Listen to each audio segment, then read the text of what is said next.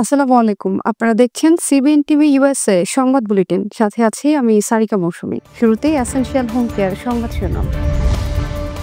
Police কর্মকর্তা দিদারুলের পরিবারের ধার্মিকতায় মুগ্ধ দেশ বিদেশের সকলে। ইসরায়েলের সম্মতি ছাড়া ফিলিস্তিন রাষ্ট্র হতে পারে না বললেন মার্কিন পররাষ্ট্রমন্ত্রী। রাষ্ট্র থেকে ফিরলেন ৩৯ বাংলাদেশি, অনিশ্চিত ভবিষ্যৎ। সংসদের বাইরে সংবিধান সংশোধনের কোনো সুযোগ নেই, মন্তব্য আমির খসরুর। এবং ঐকমত্য সব শ্রেণীর মতামত জরুরি ছিল, মন্তব্য নুরুল হক নূরের। শুনছিলেন এসেনশিয়াল হোম কেয়ার সংবাদ শিরোনাম। এবারে বিস্তারিত। নিউ ইয়র্কের জামাইকা এলাকায় কর্তব্যরত অবস্থায় নিহত বাংলাদেশি বংশোদ্ভূত পুলিশ কর্মকর্তা দিদারুল ইসলামের পরিবারের বিশ্বাস, ধৈর্য ও ধর্মীয় অনুশাসনের প্রতি অনড় অবস্থান মুগ্ধ করেছে নিউ ইয়র্কবাসীকে। দুর্বৃত্তের গুলিতে প্রিয়জন হারানোর শোক বুকে নিয়েও পরিবারটি যেভাবে ইসলামী শিক্ষা ও আদর্শ ধরে রেখেছে তাতে বিস্ময় প্রকাশ করেছেন কমিউনিটির মানুষ ও মূলধারার রাজনৈতিক নেতারা। দিদারুলের পরিবারের সদস্যরা বলেন, আমরা বিশ্বাস করি সবকিছু আল্লাহর ইচ্ছায় ঘটে। দিদারুল শহীদের মর্যাদা নিয়ে এই দুনিয়া ছেড়েছেন, এটি আমাদের সবচেয়ে বড় সান্ত্বনা। পরিবারের নারীরা পরিধান করেছেন হিজাব ও অভিজাত কালো আবায়া। কোনো কান্না বা বিলাপ নয়, বরং মুখে ছিল কোরআনের আয়াত আর তাওয়াক্কুলের ভাষা। প্রার্থনার হাত তুলে সবাই কাঁদলেও তাদের কণ্ঠে ছিল ধৈর্যের দীপ্ত উচ্চারণ। স্থানীয় মসজিদের ইমাম বলেন, এই পরিবার আমাদের শিখিয়ে দিয়েছে কিভাবে সত্যিকারের মুসলিম হিসেবে কঠিন সময়েও বিশ্বাস অটল থাকা যায়। নিউ ইয়র্কে বাংলাদেশি কমিউনিটির বহু সদস্য দোয়া মাহফিলে অংশ নিয়েছেন। সেখানে পরিবারের ধর্মীয় সংযম দেখে অনেকেই আবেগে আপ্লুত হয়েছেন। অনেকে বলছেন, দিদারুল ইসলামের পরিবার যেন আমাদের সমাজের জন্য একটি জীবন্ত আদর্শ হয়ে উঠেছে। ফিলিস্তিন রাষ্ট্রকে স্বীকৃতি দেওয়া পশ্চিমা দেশের সিদ্ধান্তকে অপ্রাসঙ্গিক ও বিপরীতমুখী বলে মন্তব্য করছেন মার্কিন পররাষ্ট্রমন্ত্রী মার্কো রুবিও। ফক্স রেডিওকে দেওয়া এক সাক্ষাৎকারে তিনি বলেন, ইসরায়েলের সম্মতি ছাড়া কোনো ফিলিস্তিন রাষ্ট্র গঠন সম্ভব নয়। রুবিও আরও জানান, হামাস এখনও অন্তত ২০ জনকে জীবিত জিম্মি করে রেখেছে এবং ৫০ জনের বেশি মরদেহ আটকে রেখেছে, অথচ কিছু দেশ কার্যত হামাসের পক্ষ নিচ্ছে। তিনি দাবি করেন, এসব স্বীকৃতি শান্তির পথে বাধা হয়ে দাঁড়াবে এবং চলমান যুদ্ধবিরতির আলোচনায় নেতিবাচক প্রভাব ফেলবে। যুক্তরাষ্ট্র শুরু থেকেই ইসরায়েলের অবস্থানে অনড়। যুক্তরাষ্ট্রে অবৈধভাবে অবস্থানের অভিযোগে ৩৯ জন বাংলাদেশিকে ফেরত পাঠানো হয়েছে। শনিবার সকাল ৭টার কিছু আগে ওই বাংলাদেশিরা ঢাকার হজরত শাহজালাল আন্তর্জাতিক বিমানবন্দরে পৌঁছান। বিমানবন্দরে ইমিগ্রেশন পুলিশের একটি সূত্র গণমাধ্যমে বিষয়টি নিশ্চিত করেছে। এর আগে বিভিন্ন সময়ে আরও শতাধিক বাংলাদেশি নাগরিককে ফেরত পাঠিয়েছে যুক্তরাষ্ট্র। মূলত মার্কিন প্রেসিডেন্ট ডোনাল্ড ট্রাম্পের প্রশাসন দায়িত্ব নেওয়ার পর থেকে দেশটিতে অবৈধ হয়ে ধরা পড়া বিভিন্ন দেশের নাগরিকদের নিজ নিজ দেশে পাঠিয়ে দেওয়া হচ্ছে। এরই অংশ হিসেবে দেশটিতে থাকা অবৈধ বাংলাদেশিদের ফেরত পাঠাচ্ছে ওয়াশিংটন।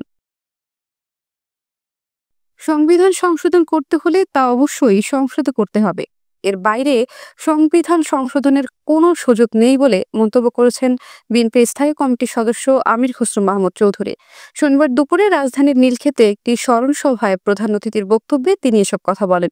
তিনি বলেন, সংবিধান সংশোধনের ব্যাপারগুলো এখনো আলোচনা হচ্ছে। সংবিধানের যদি কোনো সংশোধন করতে হয় তাহলে সেটা সংসদের মধ্য থেকে করতে হবে। সেটার জন্য ম্যান্ডেট জনগণের থেকে নিতে হবে প্রত্যেকটি দলকে। সেটি হতে হবে সংসদের মধ্যে। তিনি আরও বলেন, স্বচ্ছতা এবং গণতান্ত্রিক প্রক্রিয়ার মাধ্যমে যদি কোনো পরিবর্তন আনতে হয় সংসদের বাইরে সেটা করার কোনো সুযোগ নেই। যারা বাংলাদেশের আগামীর গণতান্ত্রিক প্রক্রিয়া বাধাগ্রস্ত করতে চাচ্ছে, নির্বাচন বাধাগ্রস্ত করতে চাচ্ছে, তারা গণতন্ত্রে বিশ্বাস করে না, তারা সংসদীয় পদ্ধতিও বিশ্বাস করে না, তারা কোন পদ্ধতিতে যাবে নিজেরাও জানে না। আন্দোলনের অংশীদার হিসেবে নুরুল হক নূর বলেন, শুধু ছাত্র নয়, সাংবাদিক, শিক্ষক সহ পেশাজীবীদের মতামতও জরুরি ছিল। জুলাই পরবর্তী বাংলাদেশ কেমন হওয়া উচিত সে বিষয়ে তাদের ভাবনাও গুরুত্বপূর্ণ। তিনি অভিযোগ করেন, সংস্কার নিয়ে ঐকমত্য কমিশন পেশাজীবীদের সঙ্গে কোনো আলোচনা করেননি, অথচ এই আন্দোলনে তাদেরও ভূমিকা ছিল উল্লেখযোগ্য। নূর আরও বলেন, শুধু বৈষম্য বিরোধী ছাত্রদের নয়, ছাত্রদল, শিবির, ছাত্র ইউনিয়ন, ছাত্র ফেডারেশন ও ছাত্র অধিকার পরিষদ সহ অনেক সংগঠন রাজপথে সক্রিয় ছিল। তাই সবার অবদান স্বীকার না করা একপাক্ষিকতা হবে। ছাত্রদের ভূমিকাটাকে এককেন্দ্রিক করা হয়েছে, যে বৈষম্য বিরোধী আন্দোলনের প্ল্যাটফর্মের কিছু ছাত্রদেরকে ফোকাস করা হয়েছে। বাট এর বাইরে যে ছাত্রদল একটা বড় সংগঠন, শিবির একটা বড় সংগঠন, ছাত্র ইউনিয়ন, ছাত্র ফেডারেশন, ছাত্র অধিকার পরিষদ, এরকম অনেক ছাত্র সংগঠন যারা ধারাবাহিকভাবে হোক তার সংগঠন ছোট, কিন্তু রাজপথে আন্দোলন সংগ্রামে সে কম্প্রোমাইজ করেনি। প্রধান উপদেষ্টাকে বলেছিলাম যে স্যার, আপনি তো তরুণদেরকে ভালোবাসেন, আপনি বাইরের বিভিন্ন নামকরা বিশ্ববিদ্যালয়ে যান, তাদের সাথে কথা বলেন, ইন্টারাকশন করেন। তো এই গণ অভ্যুত্থানের তরুণ যারা ভূমিকা রাখলো, স্যাক্রিফাইস করলো, আপনার কথায় আপনার যারা নিয়োগকর্তা, এই সমস্ত তরুণদের প্রতিনিধিত্বশীল সংগঠন বলতে আমরা যাদেরকে বুঝি ছাত্র সংগঠন, তাদেরকে ডেকে একদিন আপনি গল্প করেন, চা খান, কথা বলেন। আপনি শুধুমাত্র বৈষম্য বিরোধী কয়েকজন ছাত্রের লেন্স দিয়ে গোটা ছাত্র সমাজকে দেখলে তো হবে না। কিন্তু দুঃখজনক যে এই 11 মাসে দেখলাম না আমাদের প্রধান উপদেষ্টা কিংবা অন্যান্য উপদেষ্টারা তাকে এটা বলেছে যে এই আন্দোলন তো স্টুডেন্টরা বড় একটা স্টেক হোল্ডার, রাজনৈতিক ছাত্র সংগঠনের বাইরে জেনারেল ছাত্ররাও, সেটা আমরা দেখি নাই। এবার কর্ণফুলী ইনকাম ট্যাক্স সংবাদ শিরোনাম। সন্ত্রাসীর গুলিতে নিহত দিদারুলের স্মরণে নিউ ইয়র্কে শ্রদ্ধা ও শোক সভা। নিউ ইয়র্কে যন্ত্রসঙ্গীত শিল্পী মানিক আহমেদের রোগ মুক্তি কামনায় দোয়া মাহফিল। এসএল মেরিল্যান্ড চ্যাপ্টারের অভিষেক ও লেবার কনফারেন্স। জুলাই অভ্যুত্থান স্মরণে চট্টগ্রাম প্রেস ক্লাবের 3 দিনব্যাপী আলোকচিত্র প্রদর্শনীর উদ্বোধন।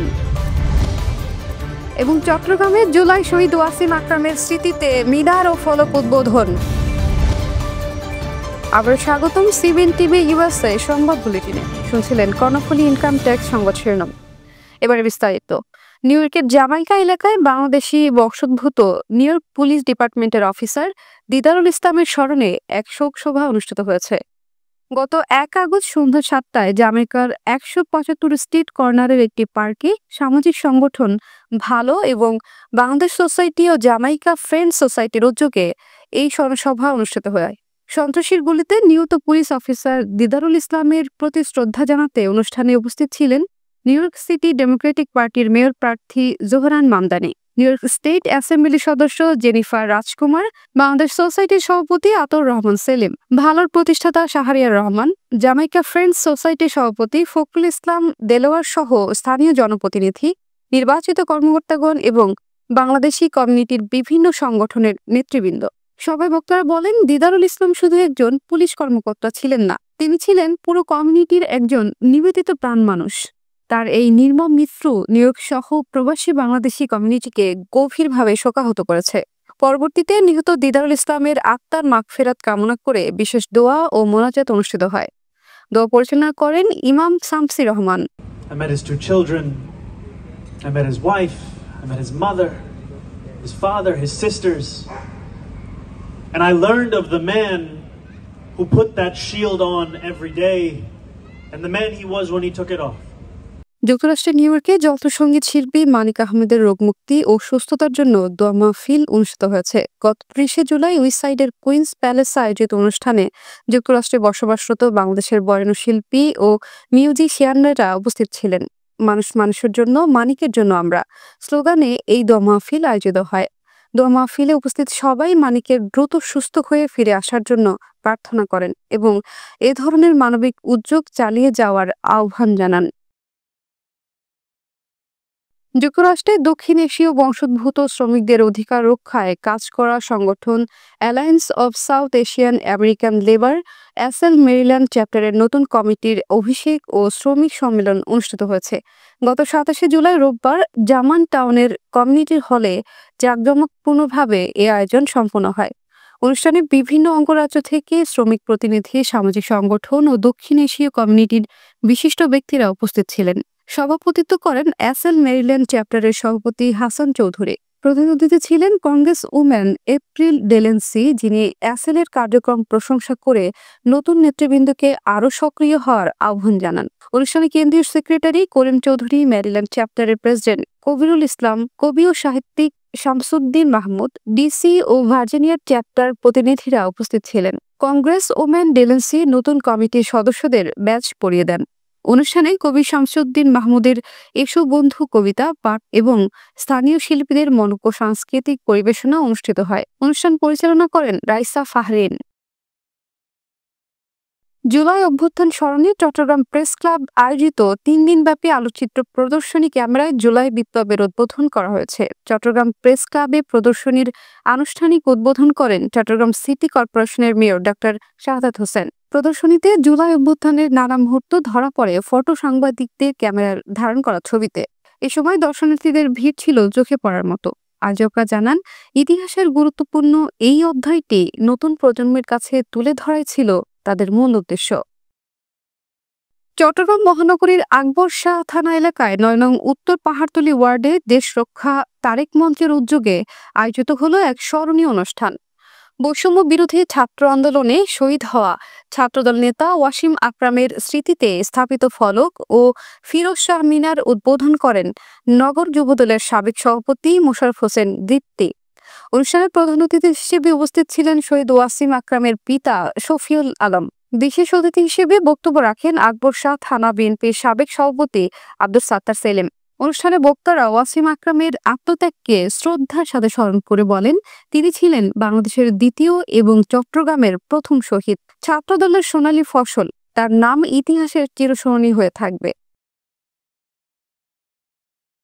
দর্শক, এই ছিল সিবিএন টিভি ইউএসএ সংবাদ বুলেটিনে। শেষ করছি, পরবর্তী বুলেটিন দেখার আমন্ত্রণ জানিয়ে। এতক্ষণ সাথে থাকার জন্য ধন্যবাদ সবাইকে।